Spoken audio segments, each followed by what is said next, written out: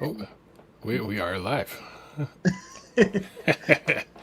I was only 33 seconds late. You can't hold that against me. No, that's perfectly fine. Better than previous ones where we were like 33 minutes late.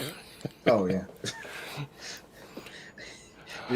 Uh, Before we start, uh, Mhm. did you watch both episodes or just the first one? I went back and I was able to watch the second one as well. Okay, so we're on the exact same level. Yes. I Although, thought it was oh, Bofa.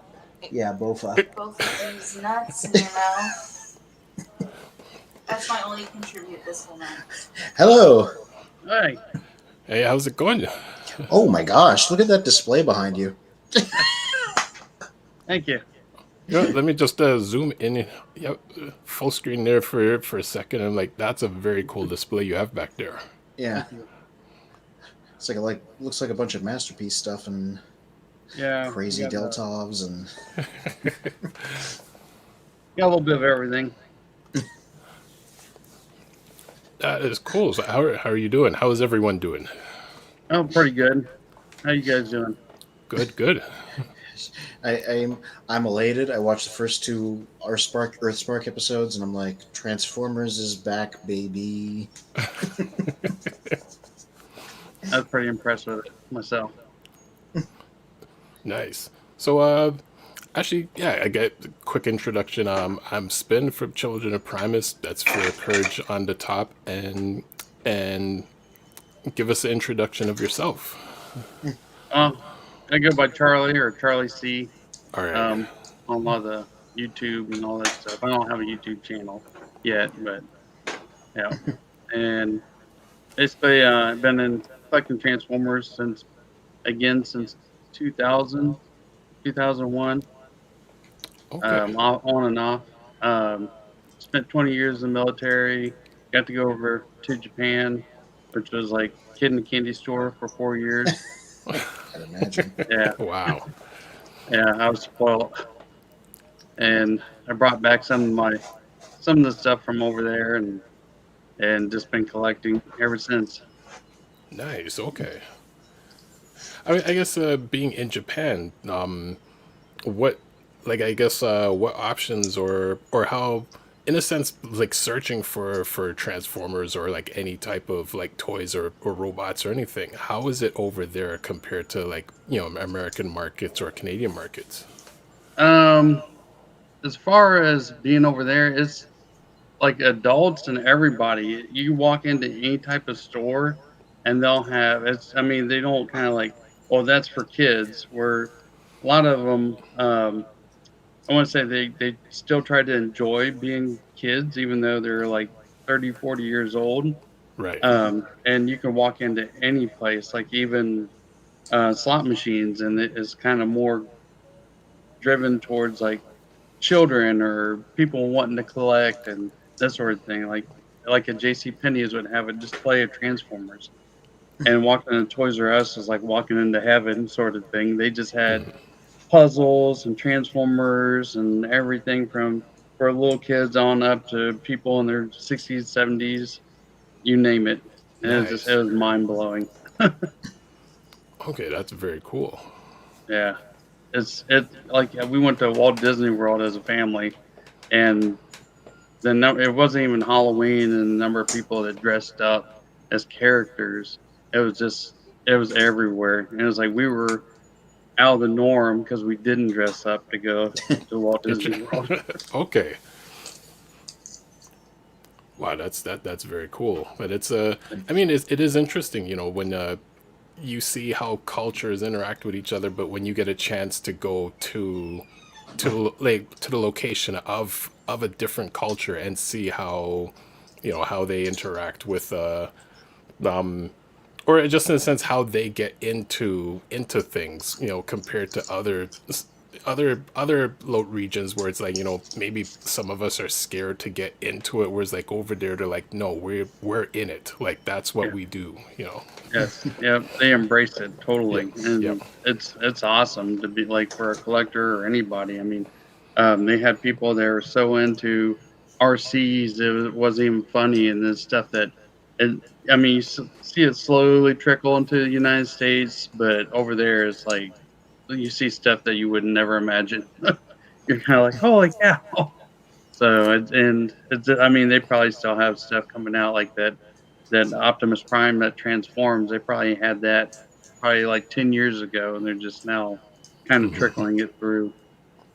So, No, Yeah. I, yeah, and I could see that because I know with especially in the early '80s, when Transformers first came out, and then GoBots and Voltrons and just dozens of other transforming style robots like over there, like they really.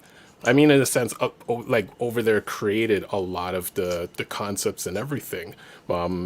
And it's just some of them didn't carry over into the American markets, but then finally when they did, people were like, "Oh, I've never seen these characters before." But like I've had friends who they would get like the Japanese versions of cartoons from like Chinatown and everything, and like years before, I'm like, I know of these characters, just years before anyone else knew of them, but they weren't either translated or the toys just never existed on this side of the world, you know?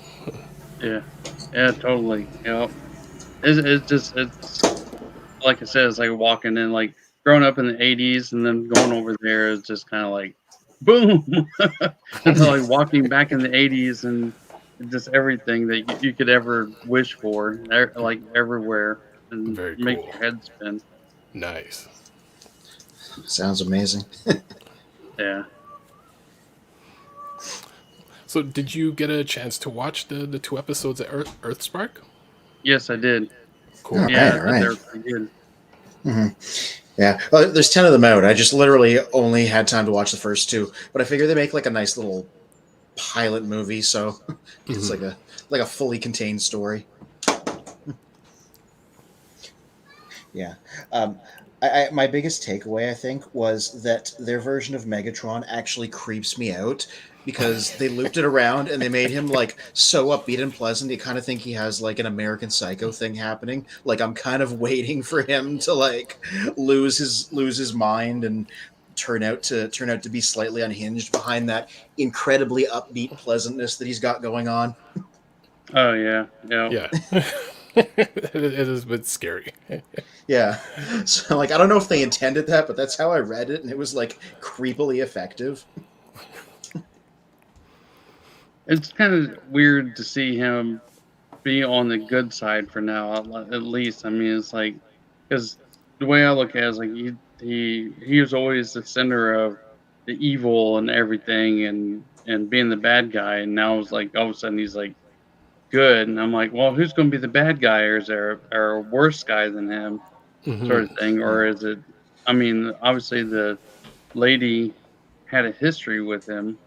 And I'm like, well, I mean, it's kind of strange. It's just I want to see Well, more of it.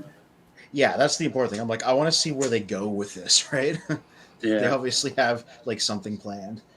I will say like it is very much steeped in the story of the More Than Meets the Eye comics. Yes, I have visual demonstrations where he also became an Autobot for a little while. They put out a model kit of that design.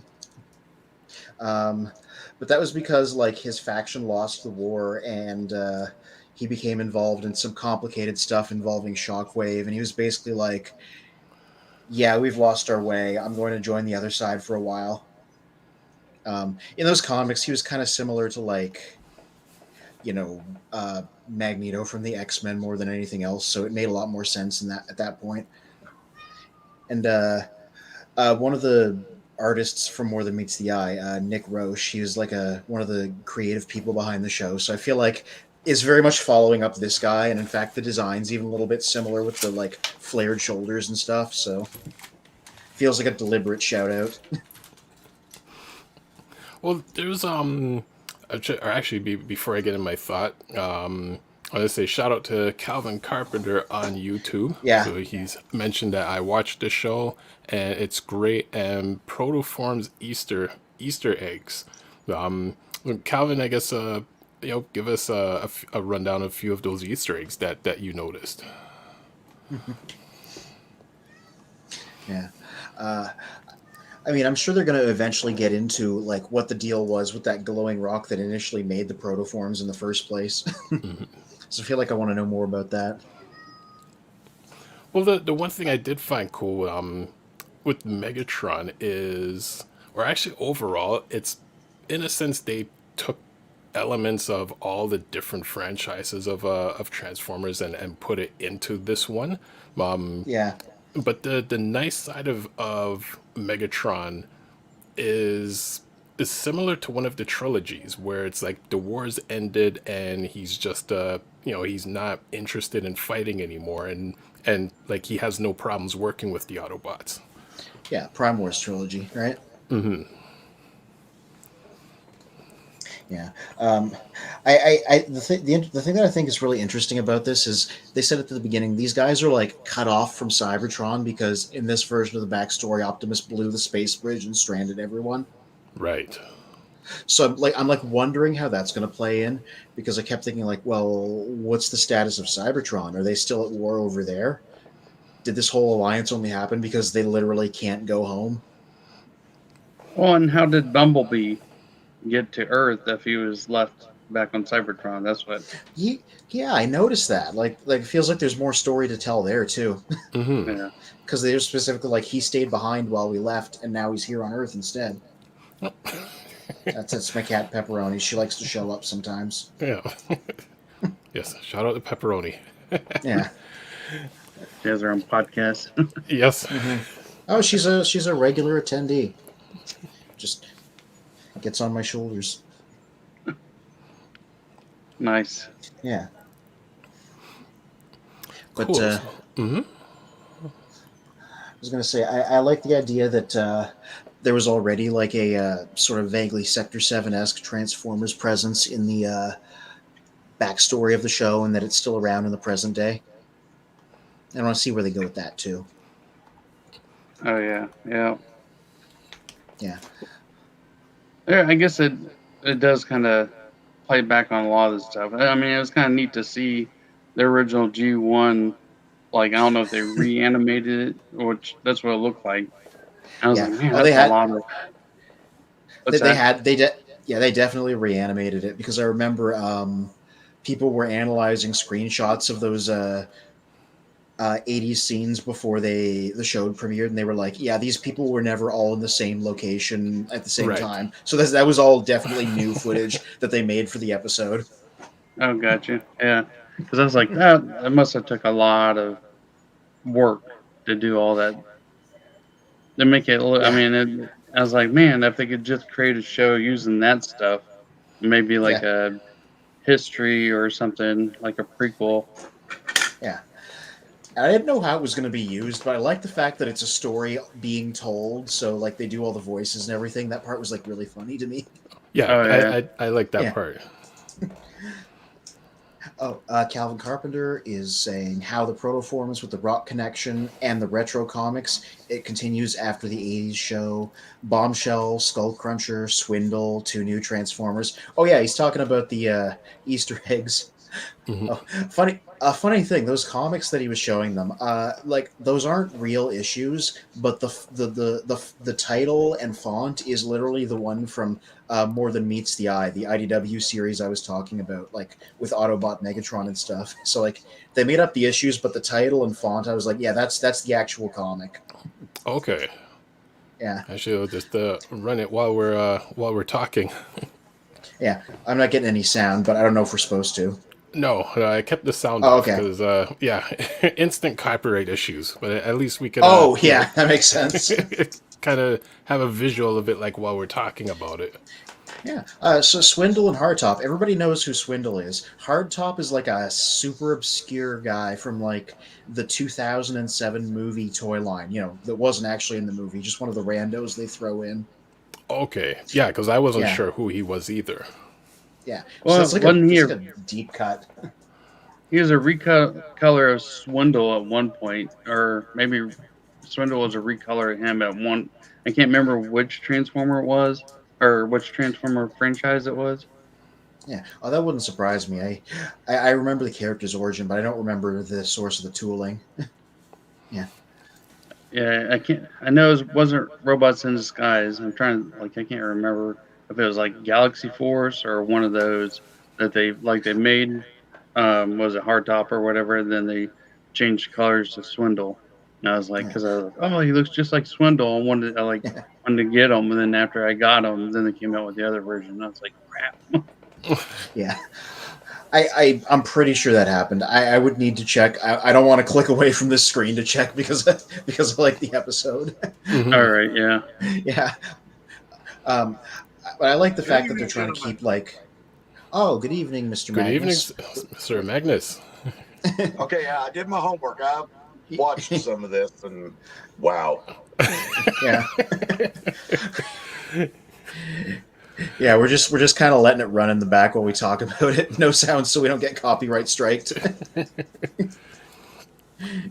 Yeah, I was just talking about how like Hardtop is like a weirdly deep cut of a character because he's like an old 2007 movie toy line only guy. Yeah, I like how they play them as like two like mob goons basically. Mhm. Oh yeah. Oh, Charlie, this Mr. Magnus is one of our regulars. So you guys introduce, welcome each other. Oh, hi, how you doing? Charlie out, Bill? Hi. Hey, his That looks like a hell the of a showing background. there behind you. Yeah. Pardon? I said that looks like a hell of a showing there behind you. Oh yeah. Just a few of the stuff I have. This is the first thing I said too. Yeah. I got Yeah. stuff in boxes I would like to display, but don't quite have the room right now or have it set up the way I want it. But maybe someday. I'm still working on this room. It is a massive work in progress, but it's Oh, nice. Oh wow. Yeah, my wife would kill me. Yeah. Yeah. I just wanted to say, really strange version of Optimus in this because it's Alan Tudyk that voices him. People mostly probably know him as Wash from Firefly, and also he was Dutch in the third Transformers film. yeah. So he already right, has that okay. connection there. Mhm. He's putting on like a totally different voice for him, and I give it time, but I'm like not sure what to think because it sounds sort of like a parody of the Peter Cullen Optimus. Yeah, it's hard to get into this version of Optimus, especially, the whole mouthpiece and everything. I'm like, Oh yeah, yeah. I'm gonna say I like every other design in this show. I think all the other robots look good. They did a pretty good job on the humans. The Optimus face is the only thing I did not like design wise. Mhm. It's kind of weird. It is. I'm like, Yeah. ma- The only thing that I really had an issue with was this is like if Transformers was put on by Sesame Street. It's all life lesson for these kids. yeah. It's not Transformers. It's using Transformers to teach kids, Mhm. Yeah. which is, I mean, it's not a bad thing, but this is not something that I will probably watch. Yeah. Wait. Oh, sorry. Go ahead, Anthony. I was gonna say I'm gonna keep up with it because it reminds me a lot of Transformers Prime and how it handled its human characters initially. Well, the one thing that I think a lot of people have forgotten it with this one, and even for a brief moment I forgot about it too, is it's really geared towards children and it's on Nickelodeon, so it already has the Nickelodeon Disney type of what is it, like, blueprint behind it, but there are elements of it where it's like the father's explaining Transformers to the children. I would say this cartoon is kind of like that bridge between our generation and the children, because in a sense, Yeah. we would almost explain Transformers to our children like how he did. The whole episode with us talking over it and not wanted to go see the actual original since there was no audio. This is true.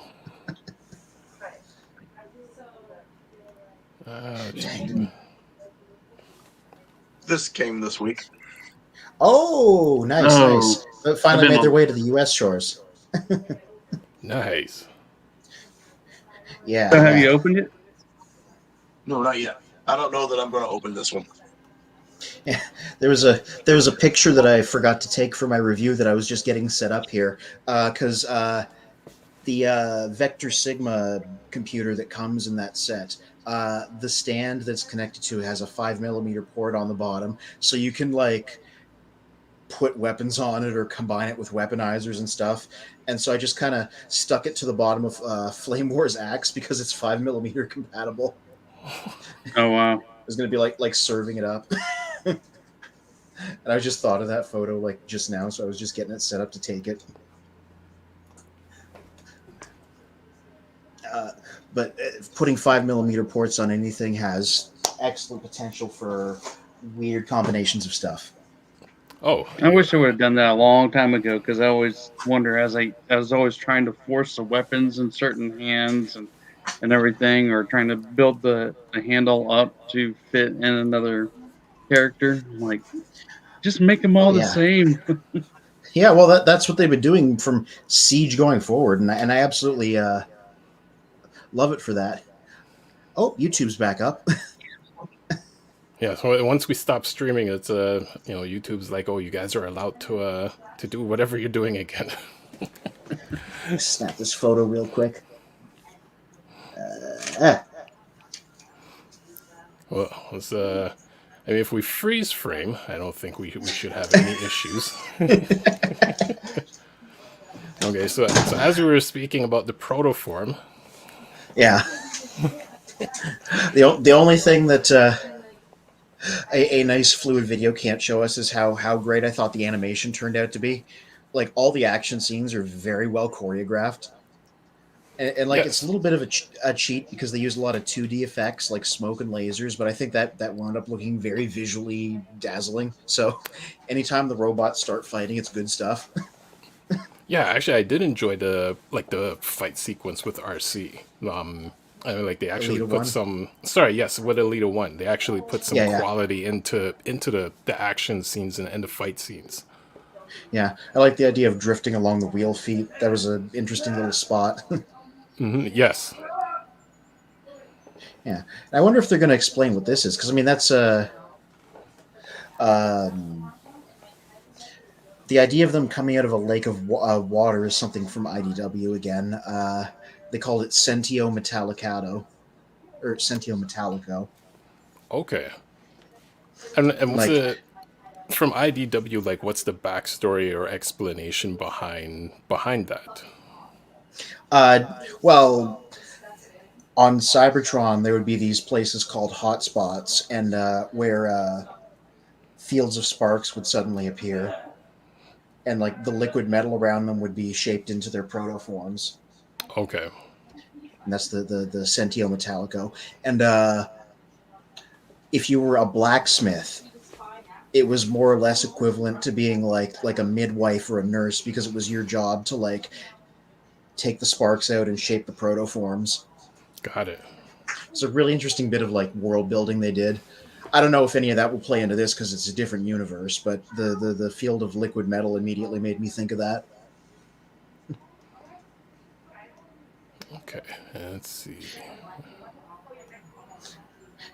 Yeah, I like these protoform design. These guys are. Nick Roche has a really particular artistic style, so people look at these faces with their really pointy noses and their narrow shapes, and people are being like, "Oh, he absolutely did these character designs." And then later on Twitter, he was like, "Yeah, these two were mine." Got it. Yeah, I wanted to check which one was Twitch and which one was Thrash because you're right. I completely forgot because they never in these two Twitch episodes was they the never. girl. Twitch was the girl and Thrash is the boy. Twitch is the drone, and Thrash is the motorcycle with the sidecar. I will try to remember that. I remember seeing that bird and going like, "That's a weirdly realistically animated bird." Oh yeah, Like, I it's the wonder- Transformers comic book. Yeah, like I said, none of the issues there, none of them were real issues, but the Transformers More Than Meets the Eye font was from the real IDW comics at the time, the ones that James Roberts wrote and Alex Well, the Millen drew. flashbacks came from G1 from the original cartoon. They were just Yeah. updated. But I mean, those scenes with them standing like that were from, I mean, vivid memory. Yeah. You know, they came right from the old cartoon. They were just updated to this style animation. Yeah. Yeah. They were definitely like, they were either like painstakingly recreated or like edits just because of how they had all the characters together. I thought that part was really fun. Yeah, and then there it is. Yes. Like there that they might have just grabbed 86 movie screenshots and edited them onto the new background and stuff. But yeah, there like a couple of the scenes like that was like straight from the Right cartoon. But there. I then mean, that's Yeah, that's yeah, the Cybertron that we all know. yeah, yeah. Oh, and I like how they specifically. I'd need to double check this, but they're like on September whatever 1984. I think that's when the first issue of the comic came out. So that's like when the franchise started because the comic predated the show. I think it was either the comic or the cartoon, but it is Yeah. the exact reference of whichever one started that they used in this cartoon. Yeah. Yeah, I like the idea too that even though it's a G1 recreation, it's not quite the same story because they're like, we all came to Earth, the space bridge got cut off. There was a military presence there with their mother present. You know, Hmm. yeah. So like it looks familiar, but it's not quite the story that we know. Yeah, with like the slight adding a little one into it. Um, Yeah, One thing I do find that I actually enjoy is having Optimus and Alita one, um, kind of together within scenes or within a storyline, because it's almost like they really missed out on that when in the G1 days. yeah. They had this whole thing, and then she was only in one episode, two if you count her origin story. So letting Hmm. her be a character here in these both in the present and in these flashbacks is like a great way to like bulk the cast up. Yeah, I do wonder if Grimlock's going to be in this just because he was in these flashbacks, like really prominently. hopefully. Yeah, I believe we may see these Decepticons here, if only from like preview images that they've done as promotion. Well, I was going to say, seeing as how you mentioned that with Grimlock, Yeah, Swindle's in it, but would any of the other Combaticons show up? that's true. We don't know where he is at the story's end, right? They Hmm. didn't capture him and he ran away, so I feel like we haven't seen the last of him. Yeah, oh, that was weird. Bumblebee just had like a gun arm, like a movie iteration of him. Yeah. Yeah, but you see, that was interesting. They were like he held the line while they went back to Earth. So I feel like that they wouldn't. That's too specific for them not to bring that up and use that as like a reference or something. This is true. They kind of flipped the story to Bumblebee, the movie Transformers. Oh, where yeah. Optimus- Yeah, it's like the exact opposite. Like they came first and he stayed behind instead of the other way around. Yep. yeah, Ironhide back there too. Yep. Okay, Yeah, the I like- Transformers came out September in 1984. Oh yeah, the animated series, you mean? No, Yeah. the Transformers comic. Oh, the 80 comic. issues. Okay, Started September 1984 to July 1991. okay. So then the date was definitely a reference to the comic. Well, Because yeah, the cartoon debuted a little later that year. okay. Yeah, I don't know. I just looked up comics. But yeah, the first one was September. It doesn't give the day, just September 1984. Yeah. I'm sure that I mean I know that people have traced like when these things came out, so I feel like the date they gave there was specifically like referencing when that started. Hmm. Oh yeah, that's straight up Spike Witwicky, and Witwicky's the name of the town they're in. I'm like, is that going to be relevant later? That's what I was wondering. Yeah, You know, like I that. just think it was kind of funny. The guy has all the Bumblebee things. His whole Bumblebee collection. It's on end, he gets it out because he wants Bumblebee to sign them all. Their dad is this huge Bumblebee fan. wow. So the cartoon came out September 17th in '84. Wow. So the comic and the cartoon came out within the same month. Yeah. Okay.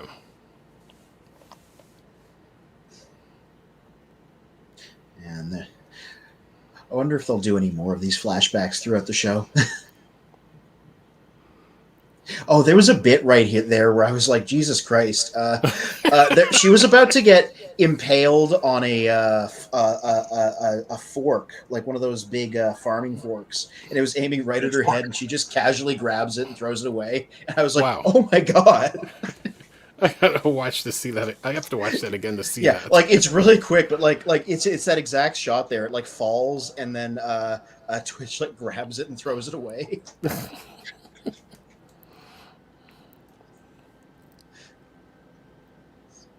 I like that he still has his trailer and it still like does the same stuff the original did, because you can see the blue repaired crab thing is in it when it opens up. Well, they actually gave the trailer which many don't realize that the trailer's name is actually Prime, and the truck is Optimus, which it was written in the early G1 comics. But they actually gave the trailer like, a bit more function, whereas like, instead of it just disappearing, like he's actually using it now. Yeah. I think it was interesting that he doesn't always travel with it in this, because like outside of these scenes, he doesn't really have it with him. Well, I wonder if they'll write that in as a joke, in terms of like, well, he left it down the street, like now the trailer just showed up again. Yeah. Wouldn't surprise me. I mean, the writing was pretty sharp initially too. Mm-hmm. So what's their the symbol on the arm, or on all of them, I guess now? Yeah, because I thought it was a tree at first. That's the Earth. Oh God, what were they calling it? Ghost. Ghost. The ghost symbol. Oh. Yeah, they're all fighters for Ghost, which is a combination human transformer. Kind of like the Bay movies were. Yeah, it's weird. It was the military and the Transformers working together. This is just the government, the military, and the Transformers. Yeah, I will say it's kind of odd that they invented a new one when there's been so many of those already. They did Nest in the movies, and they did Skywatch in the comics, and back in Marvel they did Rat. Which, I mean, new name, sure. I like how we've caught them both transforming here in this scene. Yeah. Well, Charlie, you were gonna say?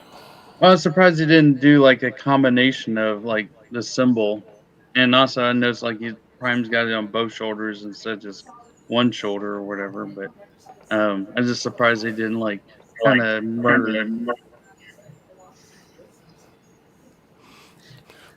Well, I'm also surprised, especially with Hasbro owning G.I. Joe, that they haven't really just brought G.I. Joe back in. Because I mean, the fact they already did the crossover when they were reintroducing the G2 series with G.I. Joe and Transformers. So it's like now we've got multiple iterations of military working with Transformers, but the military always seems somewhat G.I. Joe-ish in a sense.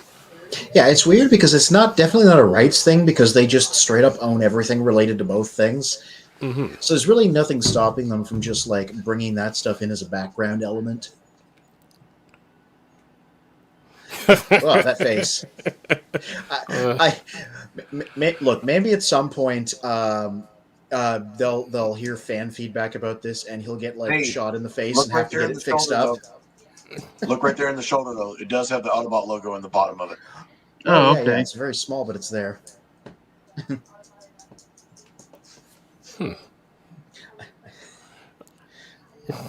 Those cheap ones.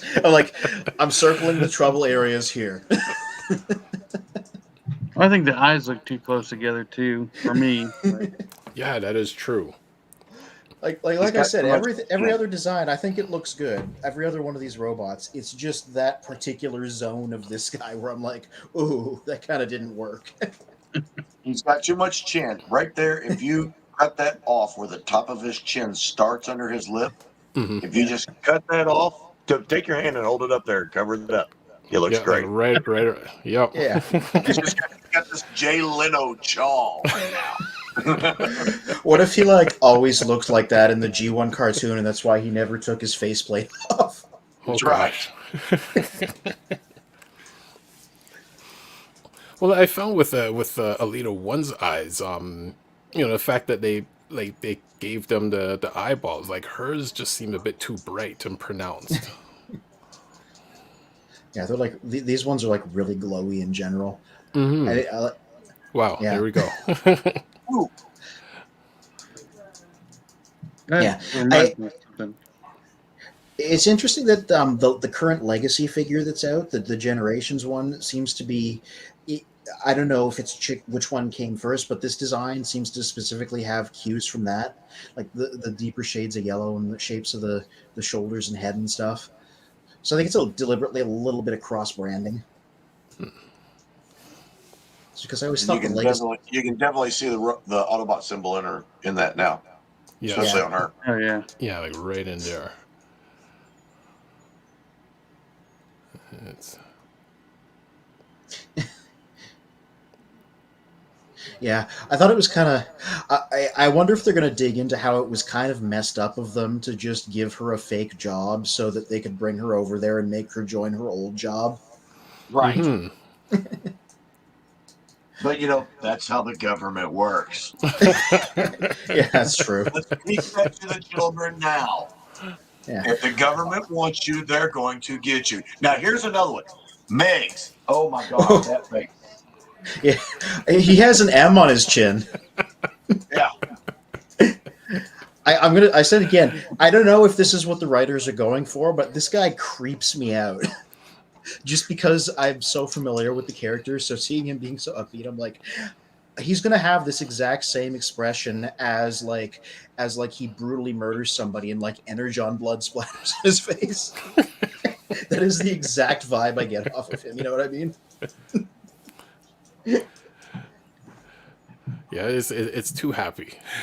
Yeah, I'm not even complaining. I'm like, I don't know if that's what they meant, but I'm like, I find it compelling because of how weird and off-putting it is. But I mean, again, it aimed towards children, so Yeah, So he's fake, is what you're saying. yeah. Yep. Yeah, you can see right. I can even pull the model kit back up. You can see how it's like Oh, yeah. really specifically based on like his design in the More Than Meets the Eye comics. Like he's got the same like flared shoulders, and a lot of the general cues are the same. Oh yeah, like in that shot, it's almost Yeah, it's identical. really obvious. Yeah. Yeah. So like that is 100% where they got his TV show design from the comic, where he did become an Autobot. So that's exactly what it's riffing on. Yeah.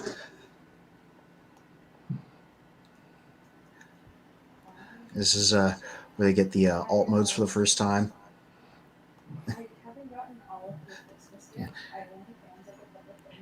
Yeah, I like the idea of her being a drone because I don't think that's I mean, Soundwave was a Predator drone in some stuff, but like this is the first time that like they've had a like a regular commercial fan drone as like an alternate mode in Transformers, I think. Okay. Just because So I it's wonder such a why new she thing. became red, or is that hot pink, or whatever the color is? Yeah, because the drone wasn't that color either. Yeah. Yeah, I mean, out of universe, it's just character design, but I wonder if there's like an in-universe explanation. Yeah, see there you can see he's Yes. it's not totally visible in this shot, but like on the left is his trailer crab with its cockpit was like noticeably there. Actually, yeah, like actually Oh, incorporating excellent. the I trailer. didn't even pick up on that. Yeah, Didn't even pick up on that. yeah. It's like I wonder if they're gonna because the only figures we've seen have just been the front robot. I wonder if they're gonna make a version later with the trailer. Yeah, I haven't. Yeah. So far, it's like Cyberverse, where it's more kid oriented, but they're going to be doing like regular deluxes at some point too. They've confirmed that. We just haven't like seen most of them yet. I think. I've seen where they're putting like the combiners or some sort of combiners. I heard them talking about. Like I guess We've already seen Swindle, Yeah. and he gets confirmed in like the third or fourth episode. They start calling him Swindle. Yeah. So you've seen further than us. So we only watched the first two. That's all I had time for. Oh, you've seen the future. Well, they did No, mention we just Swindle's had it name in the playing first in the one. truck. I was driving back from Indy. It was a 3-hour trip, so I was just listening to most of it, and she was telling me, "Oh, you need to look at this."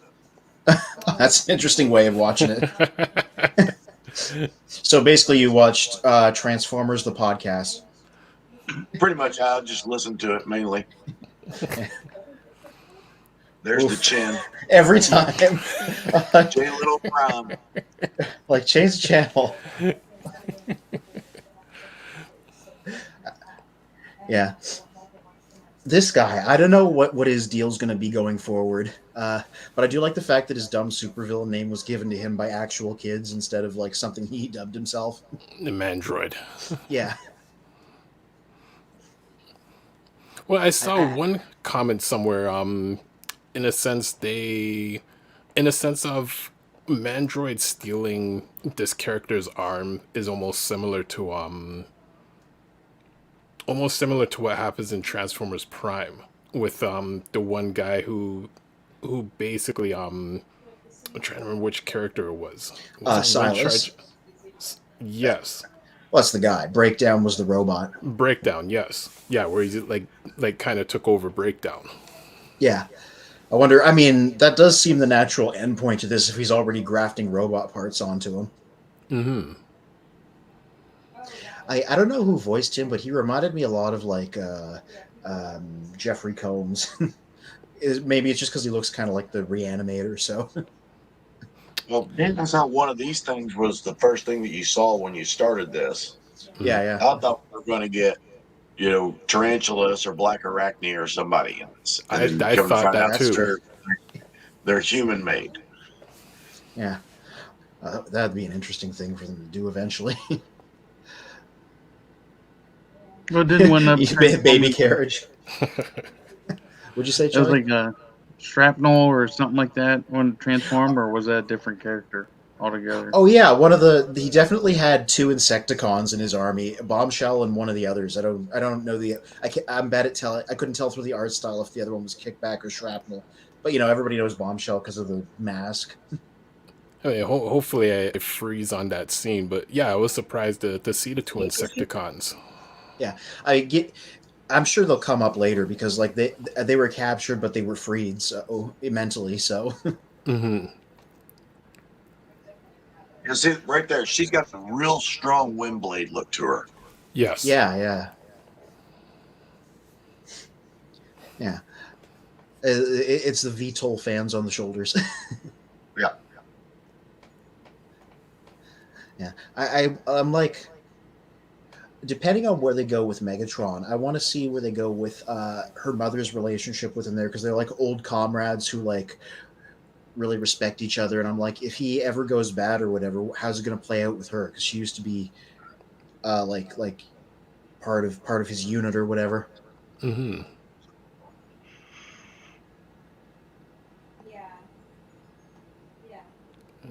I love that this guy just never has any idea what's happening. I hope that keeps up.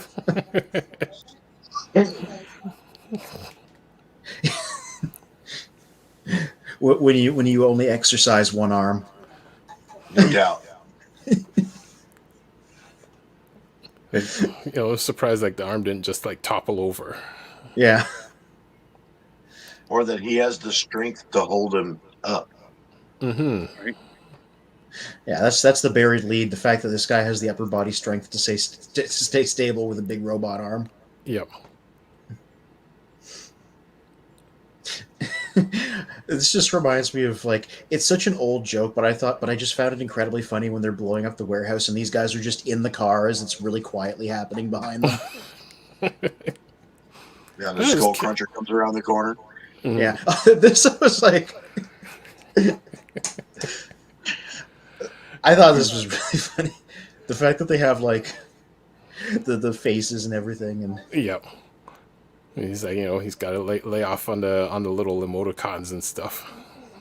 I just like the idea of Megatron texting "Where you at?" Yeah. He gives full coordinates. Yeah. Latitude and longitude. And this is just me picking, but that guy right there, Mandroid. Didn't take his lab coat off when he attached the arm. Oh yeah. So that lab coat is permanent. Unless we're going to cut it off of him later. At some point, that's really going to start to smell. Let's see if we can find him again. There we go. Yeah. Yeah, you're right. Yeah, that lab coat's It's never all coming like off.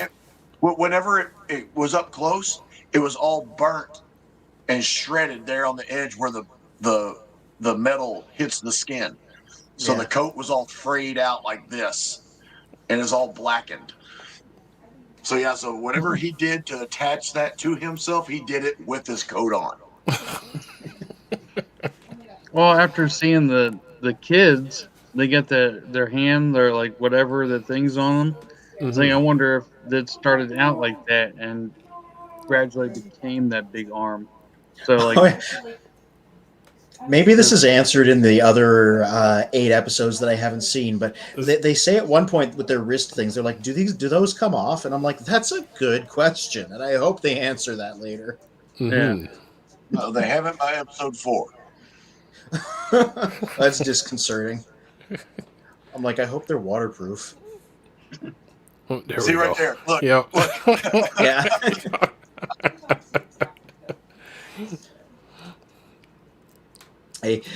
I want him to just be like, I really didn't think this through.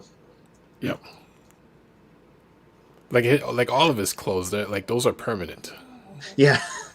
I mean, at least he picked a fashionable black turtleneck because that's the only shirt he's ever going to wear. that would stink during summertime. Yeah, literally. Yep. There's the text message. Oh, hit it again. Yeah, I like how they have a Latin name now, Cybertronus cybertroni, a species name. Right. Yeah. The Cybertron. And the Terran ones are something else because their DNA is Terrans. slightly different. Mm-hmm. The Terrans are the Thrash and Twitch. Mm-hmm. And later on, because their last name is Malto, the humans, Mm-hmm. they start calling Thrash and Twitch the Malto bots. Oh, That's a good okay. one. Yeah. That's a bit I was talking about when they're just in the car. Just oblivious to everything happening. Yeah. Oh yeah, Skull Cruncher. That was an interesting poll. Yeah, I was surprised to see Skull Cruncher. Yeah. Like I'm sure, like because he was mind controlled, he didn't get any lines. They wouldn't spend money on a CGI model in a show like this if they weren't going to use him again later. So, yeah, that's been sort of the one consistent thing on CGI shows. Beast Wars, Prime, all those things. Like the most expensive part of a show is just making new character models. So that's why they tend to be set in empty places or like cities out in the boonies instead of like metropolitan ones, just so they can have a low amount of like characters they have to build. So Interesting. that always means that, yeah, like if you see somebody like this, I'm like, he's probably going to show up again, if only because they wouldn't have put all that work into making a character like that if he was going to be a cameo. Right. We say right in here where we should be seeing some Insecticons. Yeah. Yeah, I'm hoping to see those two. Yeah. He gets a full bike with a sidecar. Yep.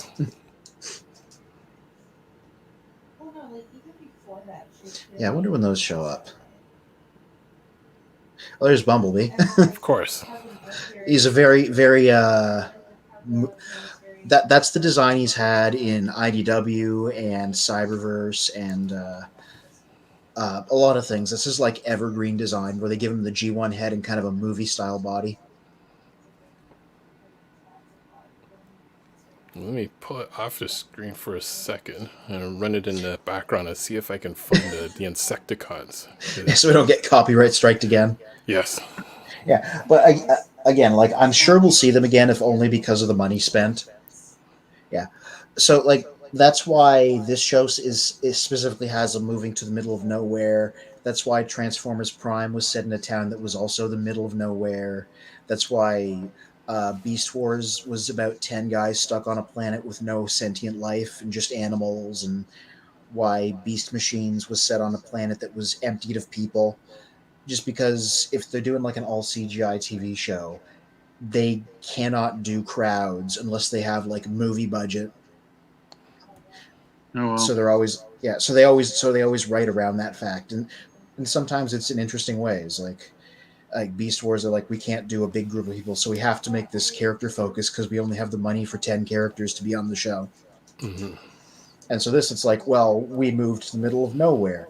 Conveniently, this means we don't have to depict a city full of people or anything. Hmm. Yeah, so it's always interesting how the animation style will like inform the story when it's CGI.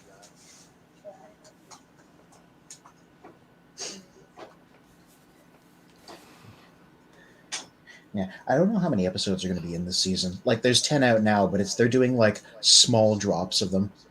So like, this was not like season one. Season one's like not done yet.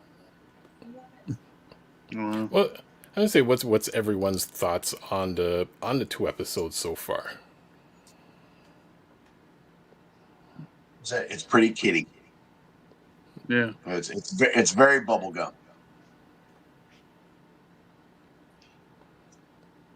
Well, and I mean, was the last cartoon or whatever series was kind of more. I think they're trying to recapture our generation somewhat, or the adult generation. And now they're going like almost back. Like, well, actually, they had that one series. And I'm surprised that didn't continue on, but it's like they're going back kitty again.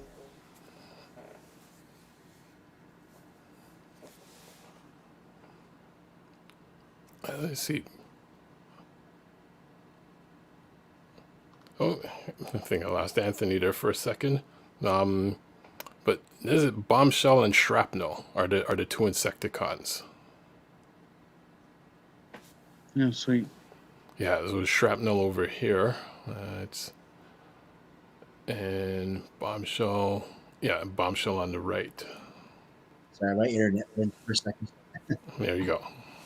Yeah. All right, which one is that? Because I'm like, the other one's clearly Bombshell because we all know what Bombshell's face looks like, but I have no idea. Shrapnel. Ah, okay. Yeah, unless it's somebody new, because Kickback doesn't have anything sticking up in the air except for his wings. Hmm. Yeah. But I'm sure we'll see them again. Yeah. You were asking what our thoughts were, and I'm like, I'm fond of this, especially because I'm like, I just got through with the War for Cybertron trilogy, and I found myself not caring for those because I thought they were a bit too dour and serious. So I'm like, yeah, maybe this is a bit on the light and jokey side, but if you have to have one extreme or the other, this is the tone that I'd rather have. So Okay. I'm pretty fond of it. Just also it reminds me of Prime, so which I loved. So like, reminiscing on a good thing also gives it points in my book. I mean, Prime has been a favorite of many. It's just I believe it was well written, and just the quality and that went into it. Like it's like I've always put it right beside the G1 series. Yeah. Prime had a huge budget at the time. That was like a thing that came out later.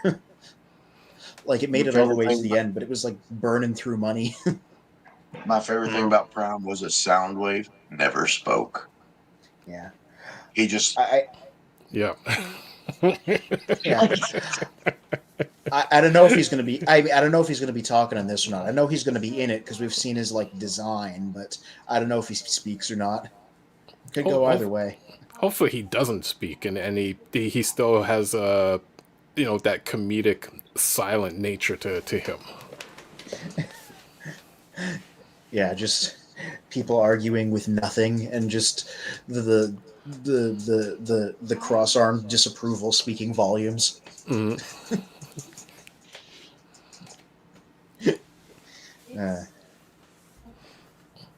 So, Charlie, question for you. Have you ever do you have any of the Transformer comics or as well? Yes, I do. I just well actually got a couple of the Shattered Glass the other day, but I Yeah. got a bunch of them in a tote upstairs, kind of hidden. Nice. Yeah. Yeah, the IDW one they recently did. I think so. I mean, I can run upstairs and grab them, but yeah, the Shattered Glass because I like the colors and the reverse story. I haven't read them completely yet, but I kind of I dig the way they're like not even saying okay, Optimus is like Megatron. They're kind of throwing a little bit of a twist onto it so far from what I've been seeing. Like Yeah, I made the it's mistake been of really going. interesting. Yeah, Go ahead. I went to the store and I was like reading through it and I was like, crap, now I gotta buy it. Yeah, I was going to say I concur. Those have been really interesting to me so far. I like that they sort of formatted it like. Oh, sorry, Jess is playing Pikmin out there, so I think Oh, she okay. just didn't do well. uh, yeah, I like that they're sort of written as like a walking tour of the characters in the universe. Oh yeah, yeah. Yeah. Yeah, all right, Jess. You good?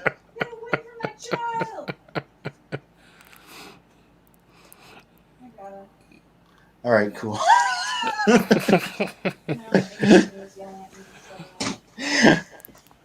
Yeah, Shattered Glass.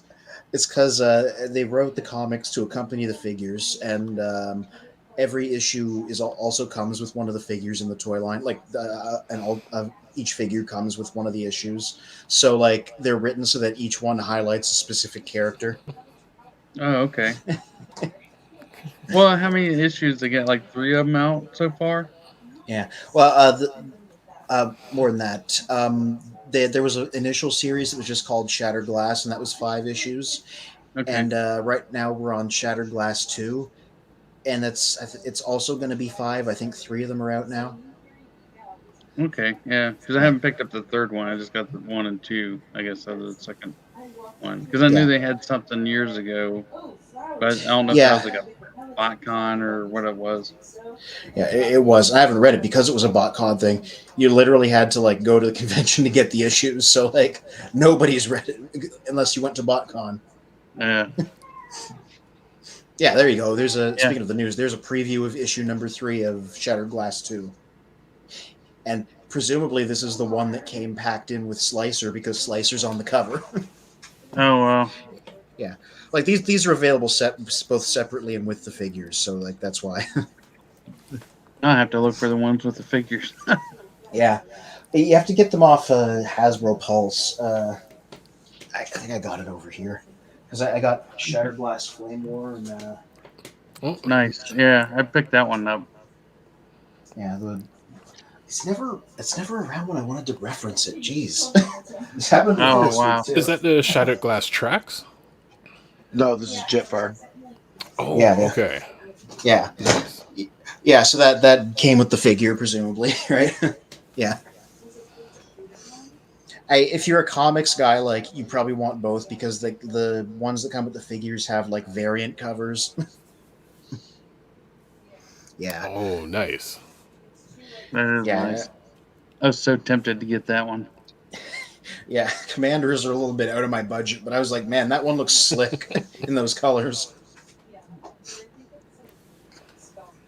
So I wonder if they're going to reissue that one. Probably not, since they're reissuing the original. Yeah. The Oh, there's Blur. was it Siege or whatever? Yeah.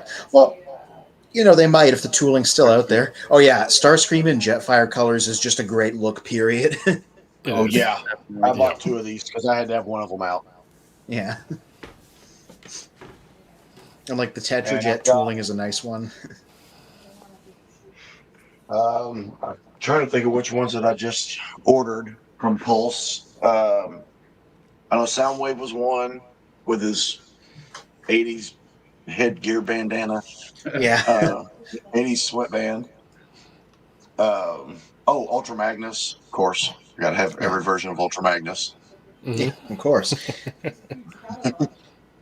like that they And specifically gave him an alternate head so he can just be Diaclone Colors Ultra Magnus instead, or the Shattered Glass one, whichever one you wanted. Yeah, right now there's I'm a looking picture of at the. this EarthSpark Twitch. I will probably have to get her. Yeah, is that the standard one or the gimmick one or? It's the And I EarthSpark haven't. Aaron Yeah, Twitch from yeah. I Hasbro don't know too. Pulse. Yeah, I haven't paid too much attention to it, so I'm not totally sure how the line's working. I feel like the show is going to make me pay more attention now that I like the show. It's almost like advertising the figures via good media works. Right. So is anybody getting the Christmas Optimus Prime? I'm like, that is a A red wonderful rocket, idea. a red rocket prime. I don't know if it's for me, but I applaud them for the idea. It's a brand new, the robot at least is a brand new tooling, so I would really love to see them recolor him into Combat Hero Optimus from Generation 2, just because it's the same alternate mode. Well, somebody But posted that it was one of the combiner from the combiner jets, or like back in, was it when they had the combiners? They Combiner basically Wars? yeah, combiner wars, and they took one of the jet, the aerial bot and Silverbolt, and they basically stuck like these parts on them. I'm like, now you just Oh ruined yeah. it. Oh yeah, no. That was I've seen that too. That was intended as a joke because there was a period there where the Combiner Wars Silverbolt got reused a lot, and people started thinking a bunch of things were him when they weren't. So they're like, "Oh, obviously he's a Combiner Wars Silverbolt retool again." Was like a meme, but Oh no, yeah. like the what's his name? One of the designers there, I forget his name at the moment, Mark something. He has an Instagram and he posts about figures after they make their debut, and Yeah. they're great. They're great posts because he talks about the design process of the figures. But yeah, no, he confirmed like it's 100. The trailer's from Earthrise Optimus, but the robot himself is like 100% new. Cool. So yeah, no, he's not a Combiner Wars Silverbolt retool. Yeah, that in the post he pointed out that the head sculpt on the figure is specifically designed after like the movie version of the 87 movie version, 86 movie version of Optimus Prime's head because it was drawn slightly differently than on the show. So he suggests in the post that you can pop the head off of this and give it to Earthrise Optimus if you want to give him like a movie accurate head instead of a show accurate head. Huh. Like, yeah. But yeah, these designer notes or posts on Instagram are always really interesting because they talk about stuff like this. Oh yeah. Because it almost looked like MP01 head, like Yeah. very similar to that, and I was like, but I don't know. I Yeah, kind of like. well, Go ahead. so that one was presumably more sculpted with the movie in mind than the series in mind. Yeah. I like the Volvo truck though. That's the other part because Yeah. I'm kind of a big truck car collector sort of thing. Yeah, it's licensed too. They got the Volvo license for it. Yeah. Oh, nice. Yeah. I didn't even notice I said, Shattered Glass Ultra Magnus has a skull for a face. yeah, he did in the old BotCon stuff too. You know, whenever you said he has another head, and I was like, oh, wait a minute, I gotta go see what this other head is. Yeah.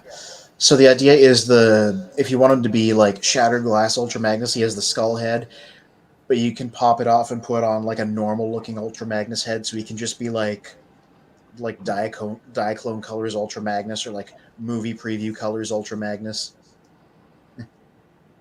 That's cool. Yeah. It's options because I realize not everybody would probably want the weird skull head. Some people might want like the normal head. Actually, let me see if because Because I know we had that one. There we go. Let me see if I can share that one. Did you have you seen Barbarian yet? No. You we watched it. Yeah, there he is. I like that art in the corner. Yep. So the New Age recolor of Ultra Magnus also had the skull head. Oh yeah, good idea. Because I I guess picked they're them up. following. What's Oh, that? nice. I was gonna say, I Yeah. guess they're following the lead on this one. I was like, I got it, and it had like a clear face on it, and I was kind of like, what the heck? And I popped it on just to see what it looked like. And it was definitely interesting. Yeah. Yeah, maybe they have more images here, but yeah, like there's a whole contingent of people that just want this because it's the Diaclone Colors version of him, or the movie preview version of him. The thing I keep bringing up is one of the initial Transformers the movie trailers back in '86 was mostly test footage that wasn't used in the movie, and because Yes. Ultra Magnus's colors hadn't been finalized yet, he had his Diaclone colors. So, he was literally in those colors right there that the Shattered Glass one is, because those were his Diaclone colors.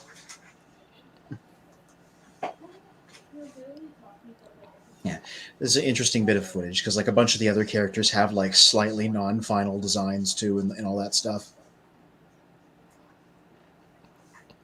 Yeah, I've seen like some of the early footage, and that I guess the storyline was like Ultra Magnus was supposed to be actually Optimus Prime became Ultra Magnus or something on one of the storylines. I was like, Yeah, that one of could, the old scripts had something like that as one of the plot points. The one that was called Secret of Cybertron. yeah. Yeah, the production of the movie is like kind of nuts because they went through like so many different story ideas before they got to the one we did, and there was like entire alternate scripts. And like the finished movie, it was kind of them just cherry picking a bunch of ideas from all these different scripts and putting them together. Mm. Oh yeah. Be nice to see all the scripts played out somehow, kind of like the DC Superman or the super like with Wonder Woman and all them, where they finally got to show the whole entire thing the way it was supposed to have been done originally. Yeah. Right. Did you see the or hear about the thing they did at TF Nation last year, where they dug up one of the early scripts for the movie and did like a live reading of it, and then they had a bunch of artists make a bunch of images of the scenes so that we got like a look at it. I think so. Is that the one where they actually showed like Devastator and all that stuff, and they showed Ultra Magnus like and the cars coming off of him, and he was shooting at Devastator? Is that the Oh, one you're that's talking that's about? oh, that's something else. That's a deleted scene that a fan reanimated based off of the storyboards. Okay, Yeah. Now they did this so I thing at probably I TF don't know. Nation. Yeah. Um, there's no video of it, but one of the people behind it did like a Twitter thread showing off all the art and basically doing the synopsis anyway. It's like a really early version of the script, and like there's a giant train that transforms into a snake, and Ultra Magnus is just the Orion Pax design because that was originally going to be him, and there's like a bunch of different human characters, and Unicron is like the entity. Hmm. It was like an Earth gets conquered, and they do a time skip to the conquered Earth, and they have to they're like a resistance fighting back. It's like nuts. Like the guy that Chris McFeely, one of the guys behind it, was like, the script feels like it was like stream of consciousness written Oh instead of wow. like thought out. But no, I should find that Twitter thread and post it because it's really it's really something. But I have to go digging through the guy's Twitter to find it. I mean, like those early scripts sounds those sound quite interesting in terms of where the story was going to go. Yeah, I maybe I'll see if I can find an image from it. TF On mention.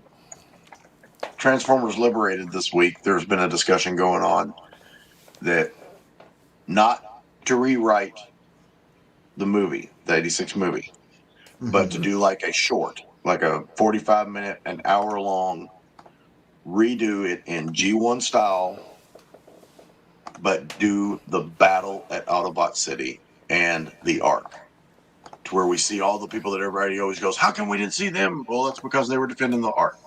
Oh, well, how come we don't see them? Well, it's because they were doing this. And these guys got killed at Autobot City. And they just do, 2 or 3 episodes maybe, or hell, stretch it out to 10. 10, 30-minute episodes, and it's the battle that takes place from the time the Decepticons attack to the time that Prime arrives. Yeah, that would be interesting. Let me just... I found a thread with a lot of the images that I'm referencing here. I'm just going to pull it up. You got to see the crazy transforming train that was in the early script, because it's something. Let me just... yeah, right here. Character's name is Rails. Rails. Yeah, and he's a train that changes into a giant snake robot. And you see, the artist that contributed to this project did really good art because it really apes the style of the movie. Mm-hmm. Yeah, here's a character model turnaround. It's a snake oil. Yeah. But I'll start at the top here because this is a bunch of images. This is the riff on the poster that they did. But let's get to the pictures here. So Oh yeah, that's the early Ultramagnets that they would later turn into Orion Pax and the early RC. Wow. And there a different character that was sort of an early version that was of Cup. Yeah. Yeah, but he changed into a tank instead. There's his design with his tank mode. General Cup. Yeah, he had a different name, but I forget what it is. There was another guy that just shot smoke. Oh, wow. Yeah, I don't remember his name at the moment, but they all had names in the script.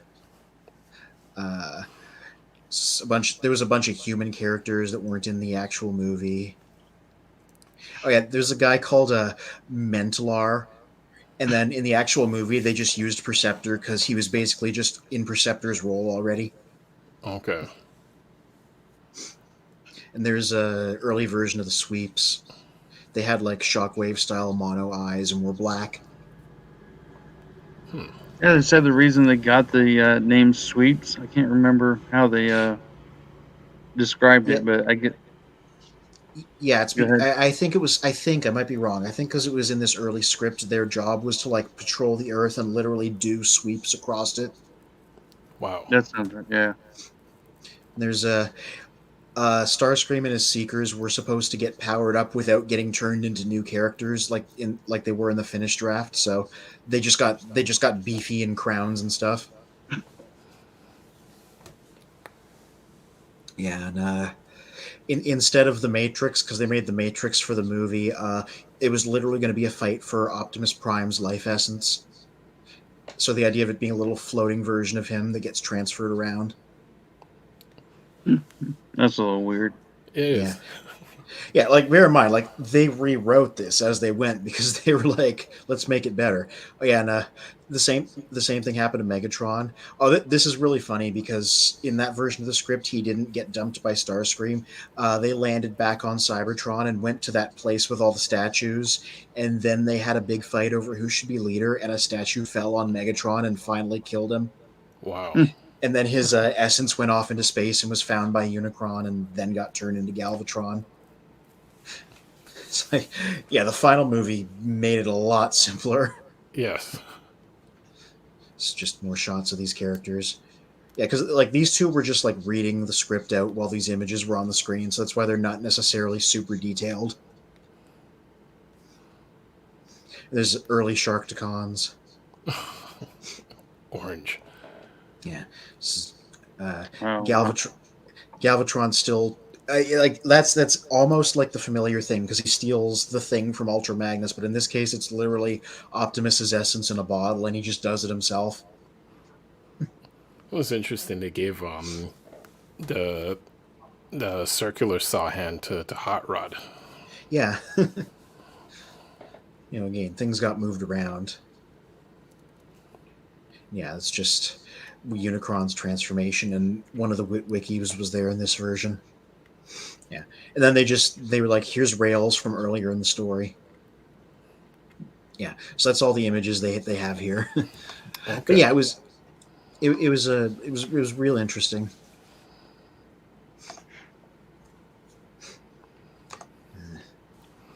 I don't know how I got on this. Like, how did I get here? Well, Just leads as down you- the path. Yep.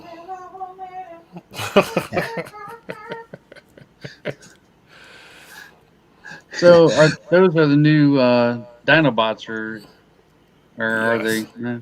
Oh, are they? Yeah, yeah, they're making. It's interesting because Volcanicus was just like a random Hasbro idea from recent years, and now they're making a big third-party version of them. Just as Tempted, Hasbro's, yeah, just as Hasbro's making the tiny versions of Volcanicus. Oh yeah. So it's like you can either go super big or super small. There was actually one conversation, one of the other groups of Devastator versus Volcanicus, and I always make the joke that Devastator doesn't win any battles, and and against Volcanicus, like he's like it's not a contest, because basically he's a strong Volcanicus could basically battle Predaking, and then, like I don't see Devastator and Predaking ever battling each other. Like that's like it's a mismatch. Dinobots don't even need to combine to win. Exactly. That was part of the joke, and like a single Dinobot could take out Devastator. So imagine in their combined form. Yeah, it's kind of a funny debate because like we don't have any old cartoon reference to compare Volcanicus to anyway. Hmm. I'm like, I never watched Power of the Primes, but I know Volcanicus was in that. I'm like, did he and Devastator ever fight? They were both in that show. No. It was just Overlord was just taking out all the combiners, but Volcanicus and Predaking were fighting. Ah. Oh, who won that fight? I don't recall. Like it was pretty evenly matched. Yeah. Well, actually, that makes sense because the Predaking was the big new thing in Power of the Primes, the action figure line, and so was Volcanicus. So, of Okay. course, they'd have their number one things they got advertised being the guys having the big fight. Oh, of course. Let's see what else do we have in some quick news before we there we go. Sabertron's just making a countdown. Top 5 best Minicon partners. Oh, I have no opinion on this because I was checked out during Armada mostly. I wish I was. Yeah. Like in hindsight, I appreciate it for what it was, but at the time it was absolutely not for me. So, like you saw when we were at TFCon, my cousin Nick had a bunch of the stuff. Hmm. I'm like, this is cool in hindsight, but at the time I wasn't super paying attention to it. The only Armada figure that I know that I have is Unicron. Yeah, well, that broke through because everybody wanted a Unicron, no matter whether you were a fan of Armada or not. So, Right. I wonder if that guy's on the list because Unicron had the little moon that could plug into him. That was a clever use of a Minicon. Well, let's see if they mention it. Yeah, so they're gonna count down. Comator, who came with Armada Jetfire. He was just a little moon rover. Okay. And Yeah. There's the full Jetfire. One with the Australian voice. Yeah. It's just, He also changed into a space shuttle. yeah. it's kind I of was like, what? Yeah. Rollout, who came with Overload. Yeah. In hindsight, that was a cool figure. That's the Yeah. one that made the Transformer sound when you plugged him in, so that's always a good thing to have. Okay. Yeah, he was like a headmaster type thing because he plugged into the main unit to finish the robot mode. Yeah, I like that one. I think they came out with it in white and blue or something, or blue and white. Yeah, they did an Ultra Magnus repaint of him. Yeah. Yeah, just towed the thing behind him. Strip mine with Cybertron Quick Mix. Looks like a little ant with a big old like chicken wing or something. Yeah. Yeah.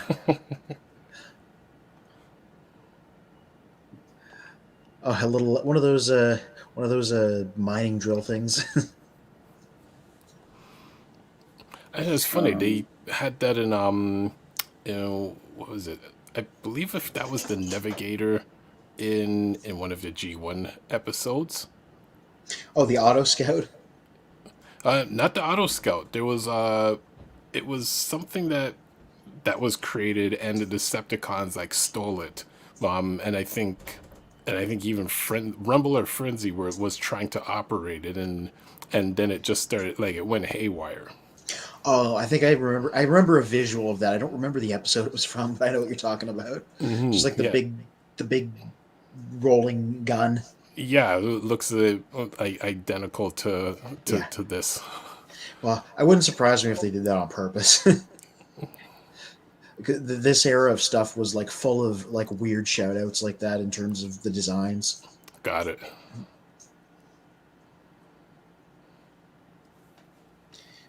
Yeah, but I don't know anything about Transformers Cybertron, the toy line. Well, less than most things, so like that this guy's new to me. Oh yeah, Rook and Crosswise. This was a cool gimmick because this was a punch counterpunch style faction swapper.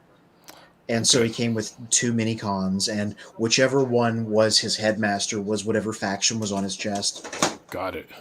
So like that was the Decepticon one, and if you turned the other guy into his head, he was an Autobot. But those are his legs that are kind of like the ears. Yeah. That They had looks to go funny. somewhere, so they were like, they're horns. Horns. Sure. Yeah. Crotch face. Yeah, straight up. Yeah, I like the show. Even though it wasn't a very good show, it had a lot of interesting ideas. And Sideways' thing was that he was like an agent of Unicron, and his goal was to keep the war going so they wouldn't be ready for him. So he was changing sides to keep making sure that neither faction like got too close to winning. Interesting. Well, Leader 1. Oh yeah. They just stole the GoBot name and made him for this guy who was just Megatron's minicon. Okay. Wasn't that after they purchased GoBots or something? Or Yeah. franchise? Yeah, they purchased GoBots in the 90s, so Transformers Generation 2 was the first time where they like really were trying to use those names to like assert copyright. So there was a subline of Generation 2 figures that were called the GoBots, even though they didn't have anything to do with the original GoBots. They were the line of Hot Wheels scaled cars that they did. Oh yeah, I remember those. Yeah, the gimmick being they were, even though Hot Wheels was a different company, they were compatible with Hot Wheels tracks, but then they could also just like be robots. Yep. So that they just called them the GoBots. And there was a random Autobot color changer who was actually called GoBots, plural, for no reason. Yeah, Because they had this one guy- that was Ironhide, but it was completely different colors. Yeah. Towards the end of the line, they just started like using the names of random Autobots. There was like an Optimus and an Ironhide and a Bumblebee and a Soundwave and a Megatron.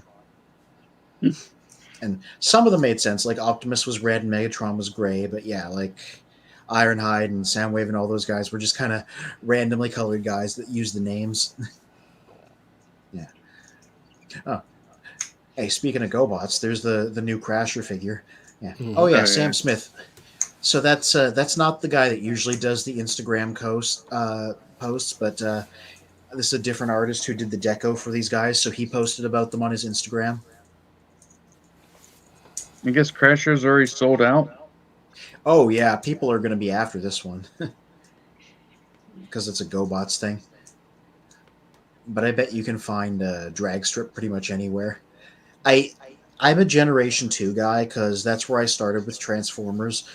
I don't think I'm going to go in on this one, but it's a little bit tempting just because it's a Generation 2 shout out to the canceled Generation 2 drag strip.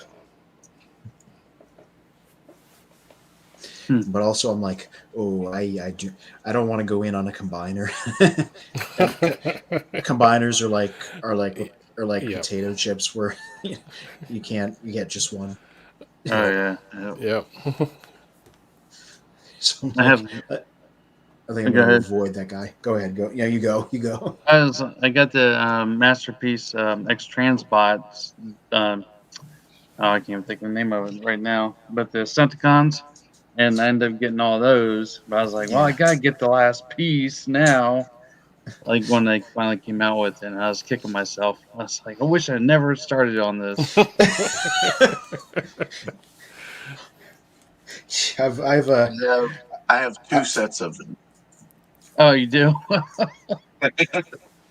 I have And I the feel bad for the original guys that got the set. fan toys. What's I have that? the original set. I have the youth version, and right over the top of my head, right there, that's the youth version combined. This entire Detolf is Masterpiece Stunticons. Oh, nice. So you And got the that's fan toys ones? no, I got the TFM ones, the Okay. metallics, and that's what's on the top shelf combined. The second shelf is them in their individual modes, and then that third shelf there is the other X Transbots in their vehicle modes. The top of the shelf is X Transbots Youth combined, and then now I've got them combined on the top because they won't fit in the Detolf. I've got the Legacy version going to the bottom shelf. Oh, nice. Now the Stunticons are my favorite Decepticons for obvious reasons. Couldn't I mean, tell. I did a live combining on here when we Oh, put them together. It was like 2.5 hours. It sucks. Oh, it sucks so bad. Oh, and I'm like I will occasionally unbox and try and transform mainline figures, and I'm like, suddenly when the camera's on you, it makes it so much harder because you're acutely aware you're being watched. So if you can't figure it out, you're Right. like sweating.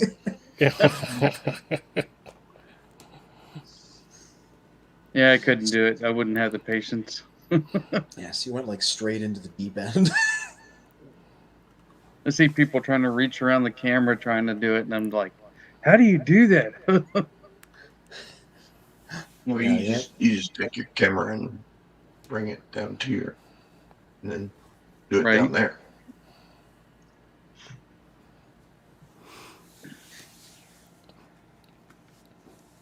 Yeah, Yeah, Professor D, who's on our Charlie, see, show, where are you from? I'm currently in Nebraska. Nebraska. Oh, Oh, okay. cool. I was 20 years in the Air Force, and I'm born in Ohio, raised in Florida, and then I joined the Air Force, and I was stationed in Florida, then went to England for 3 years, and that's where my wife's from. Then I was stationed in North Carolina for 4 years, and then we went to Japan for 4 years, and then we ended up here, and we've been here since '08. Oh, you've been everywhere, man. Just a little bit. I'm Yeah. Southern Indiana. Okay. I'm right on the Kentucky border. I live right on the Ohio River. Okay. We're both I get Canadian. Farm country, farmland. Yeah. There's a lot of around here. But yeah, I'm in just south of Omaha, and I live in Bellevue right now. So I was hoping to get back east, what I call it, but my wife likes it here. Excuse me. Huh. It's been a long day. Yeah. Me and Spin are both Canadians from just outside of Toronto, Ontario. Hmm. Okay. Yeah. So my In perspective is Milani very from up much. there too. Oh yeah, yeah. That's the origin story of this whole thing. Yeah, I'm kind Is of jealous of you guys because you got Toys R Us up there still. yeah. Uh, on the other hand, we don't have a local source for Hasbro Pulse, so you can't order stuff off there unless you just want to get absolutely reamed on the shipping and exchange rate. Oh So, wow! so there's gives and takes, you know. Right. Yeah, we make jokes about it every week because especially Bill, like where he is, he'll get a character Yep. for like $5-10. For us, we make the joke like that's like $6,000 for us. Gonna And say that's what like I was going to ask Charlie. Charlie, do y'all have the Give Me a Five store? The No, Amazon no, I return don't think store? so. No, I wish. It's a beautiful thing. That's where all of my lights, my mic, my big boom mic here on my computer, my computer station, Oh wow! all this stuff comes from these discount stores that we have here.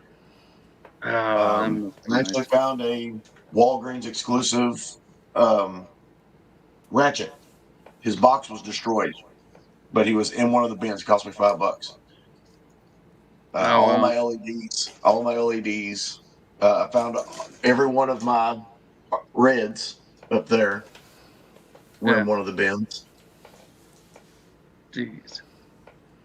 yeah, like I wish we had those stores here in Canada too, because it sounds like you can just walk away with anything.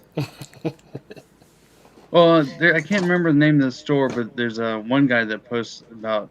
There's a couple stores. I want to say like south of Ohio, and they have all the like big huge transformers for like $20. Normally they're going for 150. Like Oh,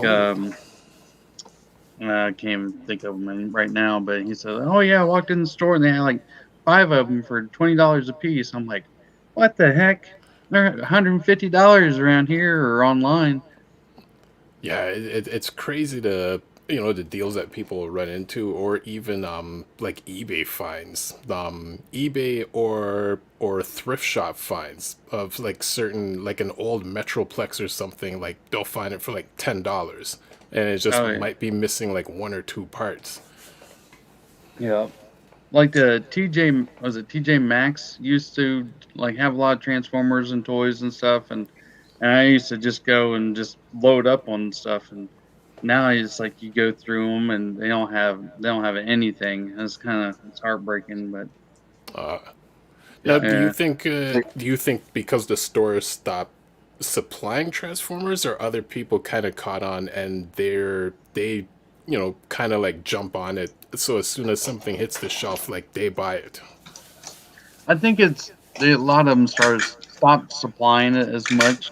It seemed like a lot of those stores, like I mean, they originally started out as like a not second hand, but um, clothing stores. Like say the clothing was like not up to par or whatever, Hmm. and then they started adding more and more like items, and then I guess people weren't buying it. Like and a lot of the stuff they were getting from others, I thought was getting from other suppliers. Like okay, nobody wants to buy this, so they would ship it to TJ Maxx or Right. there's like a whole chain of them.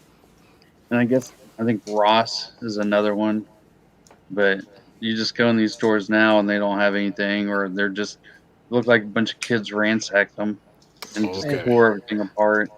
I do occasionally hear because like when it happens, it like makes Transformers news. They'll get like pallets of like Trip Titans Return Tripticons or arcs or something that'll be available really cheap, and then there'll just be a run on them because of that. Like I don't even have TJ Maxx here because I'm in Canada, but like it'll get into Transformers news that they're showing up there. Oh yeah, yeah, Well, I yeah. I mean, we mean, do have similar type stores where it's exactly as you described. It's either stuff from the main store that just gets shipped to like these secondary stores, um, and really it's random finds. If whatever that store just might happen to have that day or that week, like it's not because they're not really dedicated to selling those items. Mhm. right, yeah. Yeah, I mean, was it the Siege Jetfire was at Target for the longest time, and they kept reducing the prices on them because they weren't selling. And Oof. I, I wanted to pick one up. It was like one was like $40, and I was like, I'll wait. Oh my Yeah, god. yeah, I would have I bought. was, I don't know what that translates to in Canadian, but like I'm like I didn't get that because you know for $40 I would have picked that up. I Jesus. know, I was kicking myself, and then the prices shot up. I think they were $120 or something. Ooh. I was like, man, I Charlie, was so mad at myself. what got me back in was the storm seekers, the rainmakers, Oh yeah, yeah, yeah. the three pack of the Tetrajets Mhm. were at Target. Or no, hell, I don't remember if it was Target or Walmart. Anyway, they were on the clearance rack for Yeah. $18 a 3-pack, and I bought all 6 of them. And I was like, I know. I've never seen the toy that turned into the Tetrajet. And then this turned into this. Yeah. Went down the rabbit hole. Yep.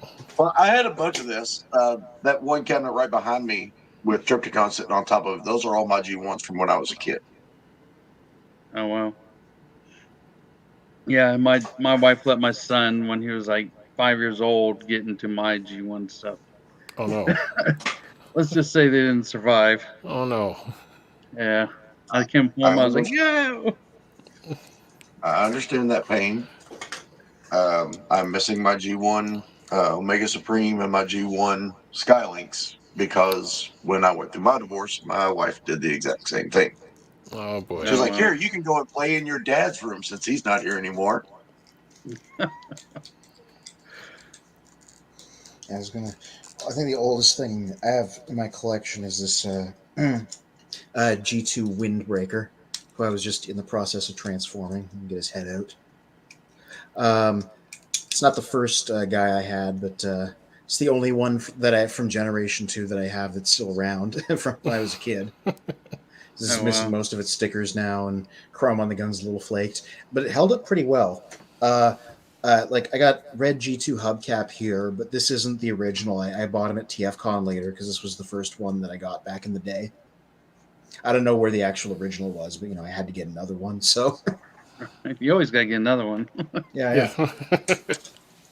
Span, can you put up the pictures that I sent you Yes. from this weekend? This weekend I met Peter Cullen and Frank Welker in Oh Oh. Indianapolis. yeah. That's why I'm tired. That's why I'm tired. We were on the road for 4 hours, and on the way up Saturday we had a big snowstorm here. So Ooh. we drove up in a blizzard. There was like 19 wrecks. We saw a semi up on its upside down. Yeah, it was bad. And then we get up there. Of course, today everything's gone, and we drove back home. So it was just casual driving back. Sounds like an adventure But in a bad it way, was sort awesome. of. It was awesome. They were both extremely polite, extremely friendly. When I showed them the G1s in the boxes, they were both freaked out. Yeah. But you can't take pictures of them with your stuff. What? You can take you. No, you have to pay for that. Wow. Just like you have to pay for the autograph, you have to pay for a selfie. Now you can click pictures of them through the crowd, which is the pictures that I got. But yeah, to take a picture with them was another $80. Jeez. Wow. Because I'd like to meet both of them. And they were Yeah. saying, oh, they might be not be doing as many shows as they used to because they're getting up there. And I was like, because I was wanting to go to TFCon.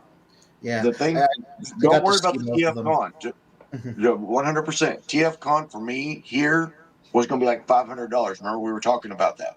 Mm-hmm. Yeah. Look for Fanboy Expo. It's also all over the United States. Oh, okay.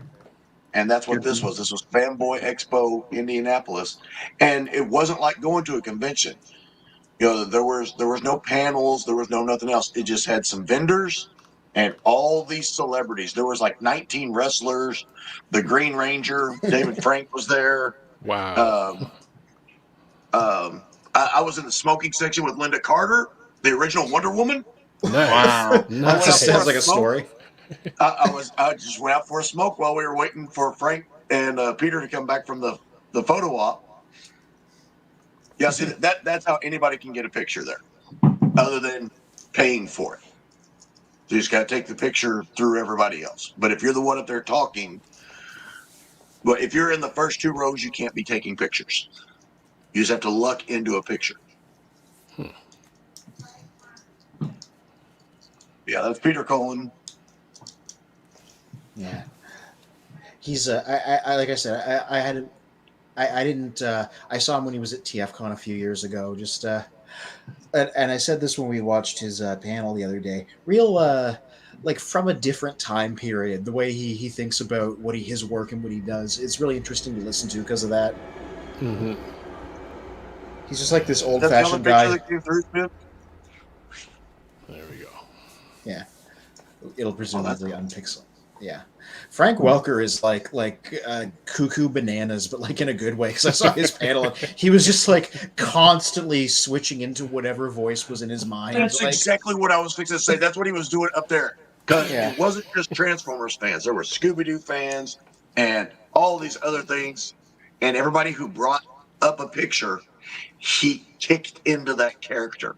Yeah, And he just talked to like them in that character.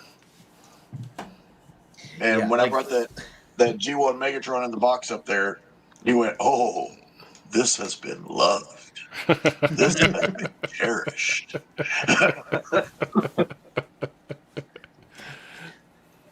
Yeah, I got my G1 Megs, my G1 Optimus Prime, my Roboson Optimus Prime, and my 35th year anniversary Megatron, all autographed. $80 a piece. Wow. Yeah. $320. Yeah. Yeah, there's his picture or his autograph right there on the side of the 35. Mm-hmm. Yeah, it's a good choice to get signed because of the cell shaded cartoon version. I really like that. Mm-hmm. This one is actually my daughter's. Yeah. I was just going to get my G1 done, and she was like, "I need one for my girlfriend who's coming in this summer." Cool. Well, how can you say no to that? You know, the next generation being involved. You know. Yep. Yeah, I try to get my kids involved, and they don't want to have anything to do with it. Uh, But Yeah, I got it's friends. oh, sorry, go ahead. No, you go ahead.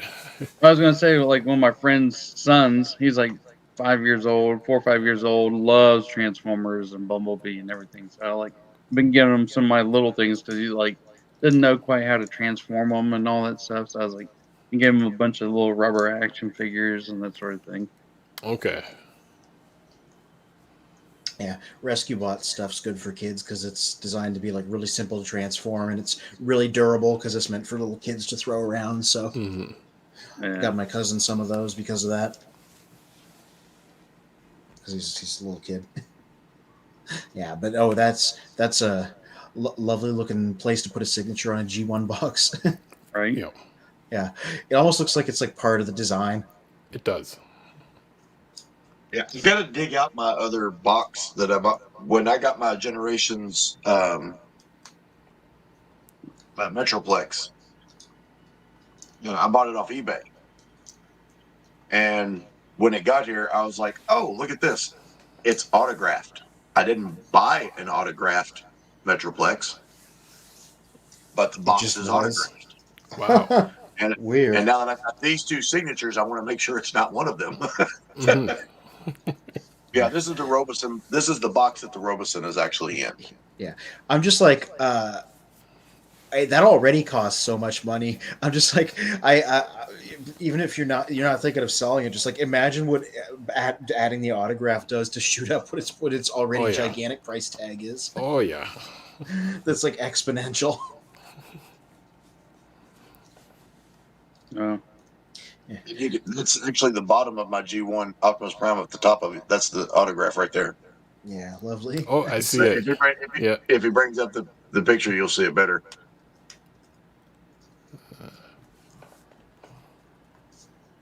No, if you bring up the next picture. Oh, okay. Let me get the next one.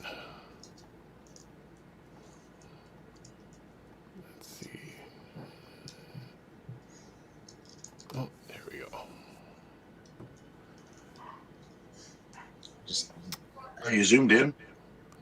I believe so. Yes. There we go. There it is. On the Yeah, bottom. right there on the bottom. Nice. Nice. There's something so characterful about when a box is like that. Mm-hmm.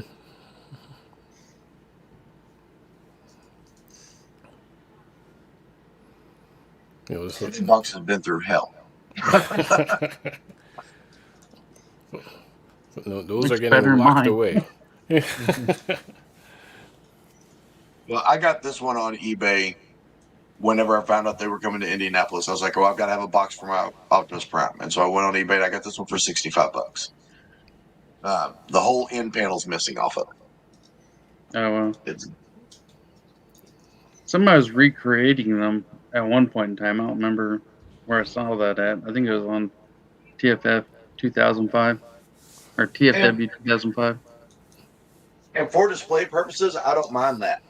But for this was to get a signature on it. I wanted it to be Original. the whole end's gone. But the fact they took the points off because they went and sent their thing off, but it's got this spec on the back. That's Yeah, kind of it's actually a ragged fun box. detail. It's a ragged box, but it had the foam, and it's got the cellophane in the front. Yeah, lucky it still had the tech spec on it, and they didn't cut that out too. Right. 'Cause like I cut mine out when I was younger. Yeah, I think that was the first thing before I threw the box or did whatever with the box, I'd cut it out and I had the little red thing and set that off to the side with the instructions. Yeah, like I still have a stack of tech specs and the little red thing, and then just years ago I realized I still had the little toy sheets that came in the box. Like I've like a stack of them. Oh, wow. Yeah, I don't have it anymore. But when I was a kid, there was a drawer at my desk that was because a lot of the '90s stuff came carded, so I'd just keep the backing cards and just had a drawer that was just stacked them. Nice. So I got to keep the tech specs and the I don't think little I catalog don't think on the I've ever back. shown you all this one. Ooh, Nice. never to be reissued because of copyrights around the Macross. See, one of my friends growing up, he got that for I think it was like Christmas '85. So I remember seeing that box, and all of us were like, "Ooh." Well, the bottom of the sticker is torn off here, but the price was $20.85. Jesus. Yep. I gotta remember inflation, but I'm just That's like, right. Well, Ooh, nice. There you go. Now, this is still sealed. oof. nice. That took mine out a long time ago. It hasn't completely yellowed like some of them have.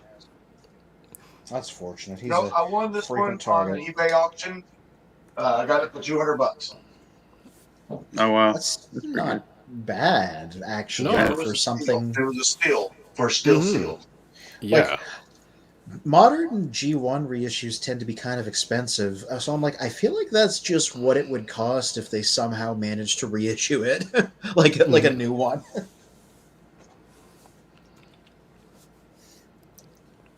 Gosh, Wow. I'd almost rather have one that wasn't in the box because I'd want to take that out and put all the armor on and stuff. So Oh yeah. Oh yeah. They're back there. They're the top right cabinet. yeah, Three of them. It's like, done. yeah. Oh, whoops. Like, hi, extreme close up. Whoa. Yeah. I knew I was going to say. I got this one. Well, Oh yeah, the new age one, or yeah. yeah, New Age. At first, I wasn't that impressed with it, but the more I messed with it, it was. Yeah. Ooh, it's a very pristinely white, unyellowed one. Oh, yeah. Yeah, this one was my cousin's. Oh, okay. When I started putting everything on display, he was like, "Here, man, I've got one. I've still got the Jetfire that I had when we were kids." And he dug this thing out, and I was like, "What did you do to it?" And he's like, "What, is it bad?" And I was like, "No, it looks like it just came out of the damn package in 1986." Yeah, how? Mm. It's just been sitting in the basement. Oh, that's the dream find. Yeah, all Especially depends when it's a on. relation and I don't have a dime in it. He's like, "Here, just tell him you got it from your cousin." Yeah, So I got it from my cousin. it always depends on how transformers are stored in terms of like where in the house or how it was stored. Where it's like it's either yellowed or it stayed exactly the same as it was put away. Yeah. It's like it must have had to have never left the basement ever. Hmm. Buried under the basement.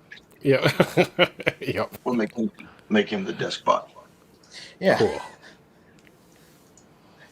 Yeah, I was gonna say like I fully, because I work from home most of the week. I fully just have desk bots. I'd be afraid something would happen to him on the job site. Oh gosh. Yeah, that's kind of a problem. Yep. I work construction, Charlie. Yeah. Okay. And most of the places that I work are nasty, like sewer plants, water filtration plants. Oh, if you Gotcha. try to keep your things in good condition, that's like the most nightmarish of nightmare scenarios. Yeah. Oh, yeah. Nothing's ever showing up at one of those sites. Yeah. So I currently work HVAC or air conditioning controls Mhm. on base, and we go into basements and attics, and some of the buildings we go into was built in 1890 something, Oh, and boy. they had horses in them back in the day. Wow. Yeah. Charlie, the Yeah. company that I work for is an HVAC company. Oh, really? Nice. It's DeBral Kimple. They're an MCOR corporation, but their main bread and butter is HVAC and controls. Okay. Yeah. We like the base actually contracts a lot of the stuff out, and we just maintain it because there's only like a handful of us, and it's been interesting because I was aircraft maintenance for the longest time, and now I've crossed over to this sort of job, and I'm like, I don't want to go in these basements. Some of them look like they're surprised they're still up. Look like you're crawling down the hole of Mordor. Yeah. Yeah. Trust me, like I said, I know. And when the pipe fitters and the techs don't want to do it, they call us. Oh wow. We do every shitty job, literally every shitty job that they don't want to get into. Wow. Yeah. Well, at least Yeah. you're paid. Mhm. That's right. We're paid well. There's been like they had like little crawl spaces, and you get through the crawl space and it opens up into a big huge room. I was like, you could bury bodies down here. You can have like a pool hall, and it was like, how has this been hidden all these years? And they're like, it's not, it's got air conditioning parts in it. Yeah. Well, There's gentlemen, it some. is 9 o'clock. Like I said, 3 o'clock comes really early. I'm working 2 hours away. So Oh, boy. this is where I'm going to sign off. Nice meeting So you. I will see you all next week. Charlie, Mhm. it's nice meeting you. Hopefully you'll be back with us. Definitely. Yeah. I will have watched the rest of EarthSpark by then. Cool. Well, Later, gentlemen. have a good evening, sir. Mm-hmm. You too. Yeah, it debuted on a Friday, and I just had too busy of a weekend to shotgun 10 episodes of a show. Yeah. So, but I'm like, I can fit that in during the week. So, You Well, can do it. Caffeine. Yeah. It's true. well, I was gonna say, like, at the very least, the days that I work from home, it's part of my just like stuff I do in the morning that I have time to squeeze in an episode of a show before I go to work. Just because I'm like, this computer's there, just make my breakfast and get ready, and, watch something, and then go to work. So it's different on the days I go to the office. But I'm like, hey, well, that's a few episodes down, and then the rest I could just watch in an evening, and then have it done in time. Hmm. Cool. Yes. Well, it's 10 o'clock our time. Actually, what time is it for you, Charlie? It's 9:04. Okay. Yeah. As the as the initial host of the show, we run this on Canadian time. So Understood. Yeah, so we usually like end around 10 o'clock. So around now, we'll kind of set up to find out what Anthony has for this upcoming week's news and reviews, because he also writes the news and reviews for our website with childreofprimus.com. yeah, I haven't broken the chain yet, unless there was technical problems. But every Monday I put something out. So, and yeah, I was literally just taking an extra photo of Shattered Glass Flame War, so that'll be tomorrow's review. Cool. Oh, nice. And as I mentioned before, like, you can't get these in Canada because they're only available through Hasbro Pulse. GameSpot, GameStop. The Canadian version of it carries a lot of the Hasbro Pulse stuff. It carried Megatron and Starscream and none of the other guys, so I had to import this. So it's the only one I did that because I like the character. So I'm gonna have a detailed breakdown of this tomorrow, writing and photos about whether it's worth the difficulty of getting it to you if you're Canadian. So yeah, that'll be on the news and reviews section at Children of Primus tomorrow. Nice. Sweet. And beyond that, I don't know, probably Studio RC, because I also picked that up, so that'll probably be next week. Wait, show her again. Studio 86 RC, the Thrilling 30 retool. I got the actual Thrilling 30 right here, so I'm looking forward to doing a breakdown of like what they changed and what they made better. So Like, I can already see a few updates. yeah, a lot more has changed than you'd think. Like, most of the actual body is different, so they could add more articulation. But yeah, that's 2 weeks from now. That's the Monday after this one. I haven't written it yet. That's what I do. I write it in pieces during the week. That's what I do. Cool. Well, Charlie, it was cool for you to drop in. Thank you. No, thank you. I Yeah. appreciate it. I finally get to do something like this. I've been talking about it for a long time now. And I was like, Yeah. get on and message people, and some of them like live in different states. Seems like a lot of people around here, like quite a lot of them are East Coast. And they meet up at BotCon and everything else, and so. Yeah. But yeah, We tend to have a rotation of people, so we're never quite sure who's going to pop up on a given night. Yep. Like Right. this isn't all of us. well, there's a guy over in England that was trying to do some like a rotation, and it's like, oh, I'm available, but of course they're 6 hours ahead too. Oh yeah, Yes. Yeah, so it made it a little tough.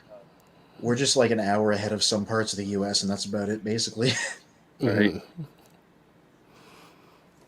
Cool. Well, yeah. So we're gonna sign off. But again, thank you for coming in, and and thank you for everyone that was commenting, Calvin and Professor D, and it was there's usually a bit more in the comments section as well, but it's revolving. It's that every week it changes. Oh, nice meeting you guys. Mm-hmm. I enjoy talking about Transformers. That's why we're here. Yep. All right. Instead of driving my wife up the wall and her giving me dirty looks. All right. Cool. Well, and a good night to everyone. You too. Thank you. Yep. All right. Till all are one.